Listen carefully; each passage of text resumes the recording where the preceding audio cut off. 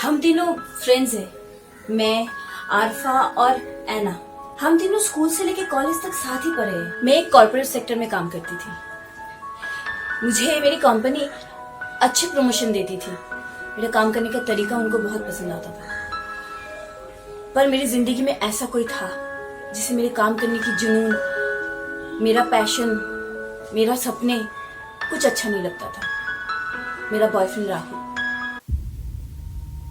देखो शीतल, तुम आजकल ऑफिस में ये शॉर्ट्स और ये स्कर्ट पहन के बहुत ज्यादा नहीं जाने लगी।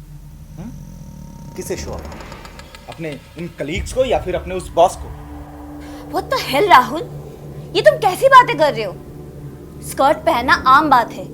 एंड यू नो मेरे ऑफिस में कोई ड्रेस कोड नहीं है, मैं कुछ भी पहन के जा सकती हूँ। जबकि तुम्हें पता है कि मैं एक कॉर्पोरेट ऑफिस में जॉब करती हूँ। I have to look sophisticated and modern. Why don't you understand that? Modern? अरे मॉडर्न और इन चीप सी आउटफिट्स में ना बहुत फर्क होता है, समझी? और ये जो तुम ये ड्रेस पहन के सोफिस्टिकेटेड दिखाती हो ना, वो दरअसल तुम अपने जिस्म की नुमाइश करती हो, समझी? वो मुझे लेकर ओवर पॉजिटिव था, इतना ओवर कि वो अपने प्यार के आगे मेरा काम, मेरा जुनून, मेरा करियर उसे कुछ नहीं दिखाई देता था। Just fuck up Rahul. तंग आ गई हूँ मैं तुम्हारी इस रोज रोज की हरकतों से, रोज रोज की मुझ में शक करने की आदत से। आई नो कि तुम मुझसे प्यार करते हो, मैं भी तुमसे प्यार करती हूँ। इसका मतलब ये तो नहीं कि तुम रोज मुझसे ऐसी बातें करके मुझे जलील करते रहोगे। कल को हमारी शादी होगी तो तुम ऐसे ही मुझे पाबंदियां लगाते रहोगे। मैं कहाँ जाती हूँ, कहाँ नहीं, क्या पहनती हूँ, क्या नहीं, किससे बात करती हूँ, किससे बात नहीं करती हूँ, सब पता है तुम्हें। उसके बावजूद भी तुम मुझ पे शक करते रहते हो। तंग आ गई हूँ मैं तुमसे। मुझे तो तुमसे घृणा आने लगी है। मैं जा रही हूँ। क्या कहा? साली का है? छोड़ो। घृणा?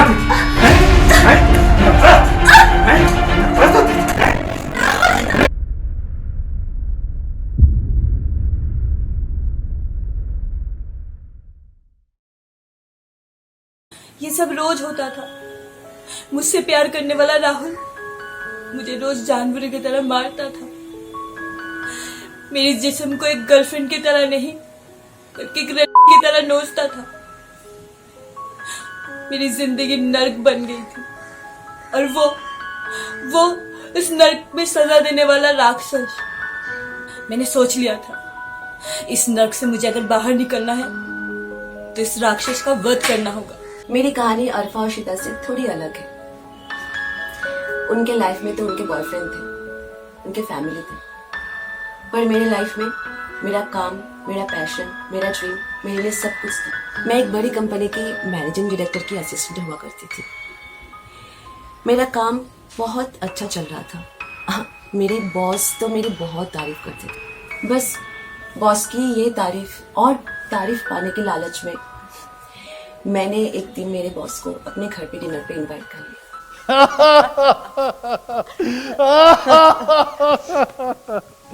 अरे वाह भाई वाह।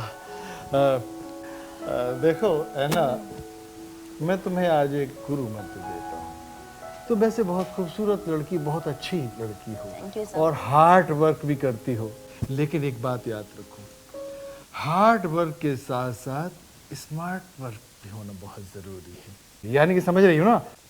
अगर जिंदगी में सक्सेस पानी है तो शॉर्टकट का इस्तेमाल करो या लॉन्ग कट का।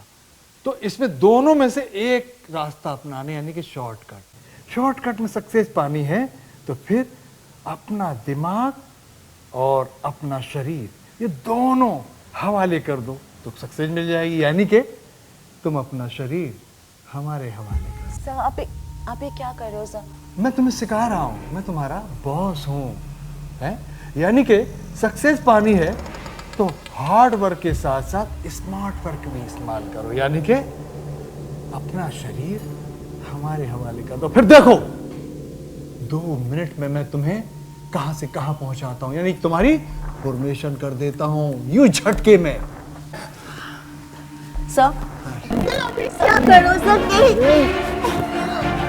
प्लीज। अब वादवा मेरी मजबूरी बन गया था। कहीं पे भी लिफ्ट, टॉयलेट, किचन, घर, ऑफिस, कहीं पे भी मुझे नहीं छोड़ता था वो।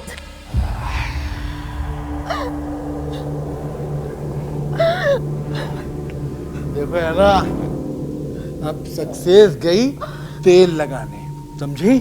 अभी तुम जिस पोस्ट पे हो ना, अगर उसी में बने रहना है तो जैसा मैं कह रहा हूँ वैसा करो। यानी जब मैं तुम्हें बुलाऊं तब अपना शरीर हमारे हवाले कर दो, और वरना फिर तुम्हारी इज्जत भी जाएगी।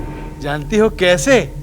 ये पूरा स्टाफ तुम्हारा वीडियो देखेंगे। देखो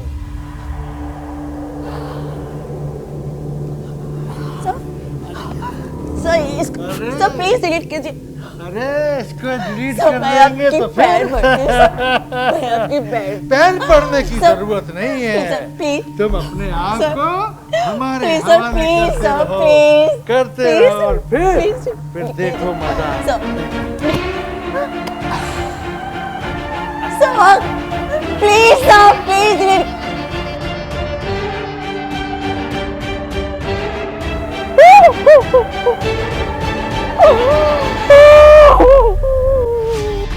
हर जगह वो मुझे अपने हवस का शिकार बना रहा था, मेरी आत्मा को मार रहा था, और जब मेरी आत्मा मर गई मैंने उसको मारने का फैसला कर लिया था। मेरी भी लाइफ ऑलमोस्ट एक जैसी ही है, बस फर्क इतना है, मेरी लाइफ का सपना, कैरियर, सक्सेस सब कुछ बन चुका था। मेरा बॉयफ्रेंड संजय।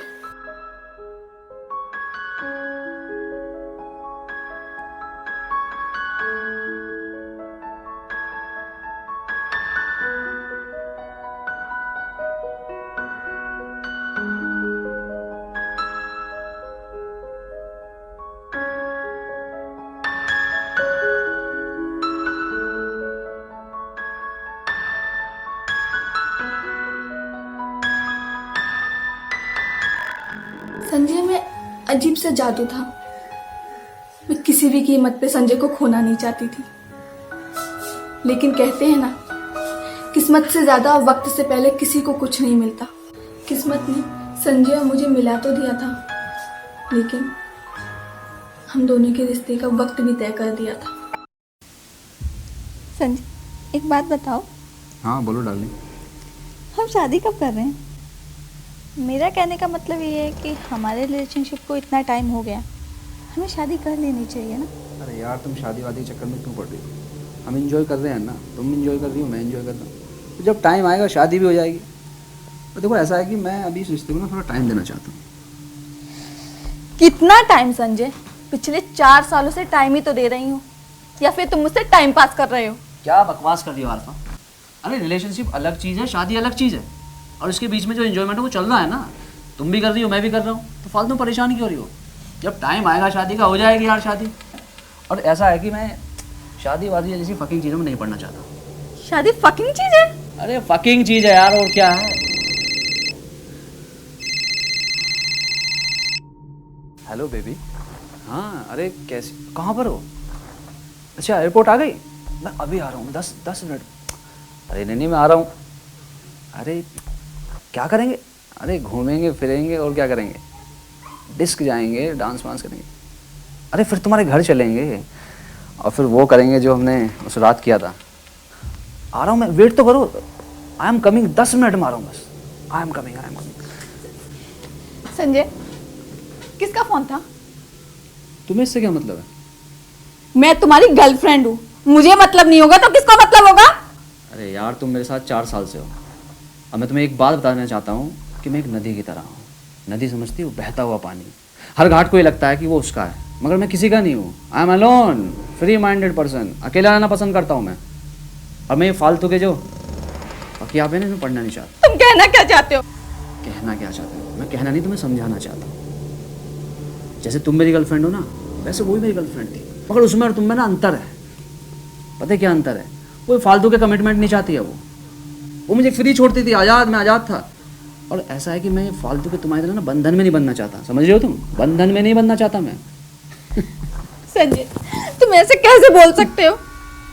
मुझे नहीं पता कि तुम्हारी लाइफ में कौन था कौन नहीं था, लेकिन इस वक्त मैं तुम्हारी लाइफ में हूँ और तुम मेरी लाइफ में हो।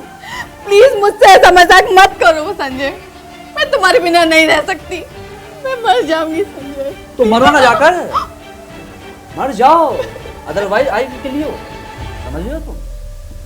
मैं मार दूंगा तुम्हें। और ये शादी के फालतू के फकिया पे और ये चूतिया पे है ना ये रिलेशनशिप के, मैं नहीं चाहता ये। I want breakup. बाहर में जाओ।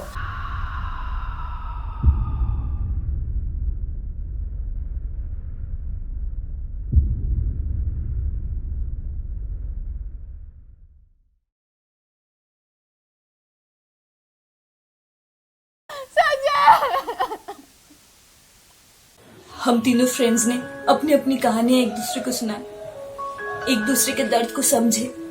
हम तीनों ने ये फैसला लिया कि हमारी जिंदगी बर्बाद करने वाले को हम बर्बाद कर देंगे।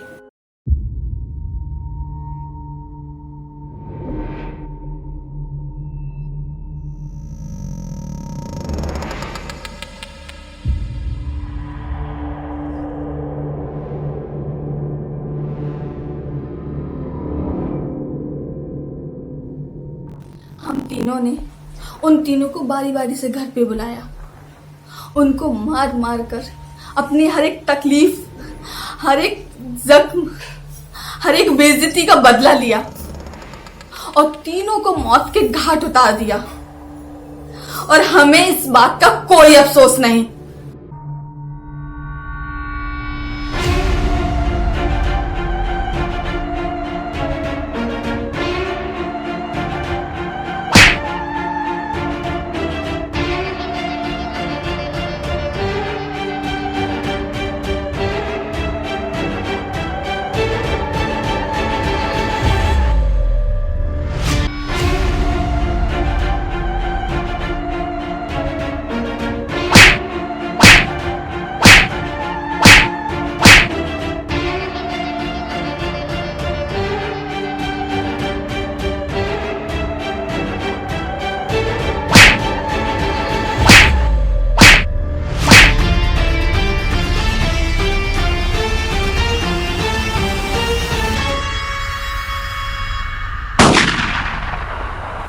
उन तीनों को मारने के बाद हमें कुछ समझ नहीं आ रहा था, तो इसलिए हम उन तीनों की बॉडी दीवार में चुनवा दिए और हथियार को छुपा दिया।